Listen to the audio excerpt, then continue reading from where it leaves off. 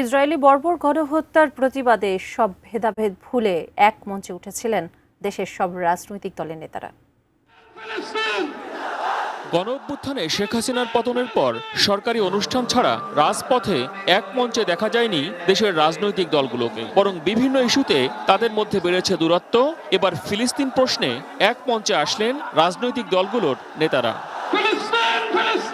গাজায় ইসরায়েলি দখলদার বাহিনীর গণহত্যার প্রতিবাদে মার্চ ফর গাজা নামে কর্মসূচি পালন করেছে লাখো মানুষ। দেশের সব রাজনৈতিক দলগুলোকে যেখানে অংশ নেয়ার আহ্বান ছিল, তাতে সাড়া দিয়ে সোহরাওয়ার্দী উদ্যানে হাজির হন তারা। কাঠ ও পিভিসি ম্যাটেরিয়ালের সংমিশ্রণে তৈরি আধুনিক আরএফএল উডিডোর, কাঠের চেয়েও কঠোর।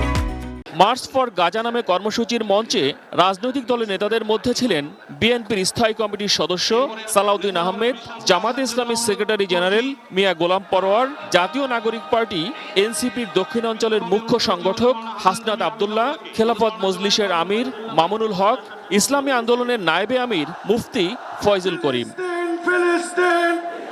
জাতীয়তাবাদী ছাত্রদল এবং ছাত্র শিবির সহ বিভিন্ন ছাত্র সংগঠনের নেতাকর্মীরাও মার্চ ফর গাজা কর্মসূচিতে যোগ দিয়েছিলেন।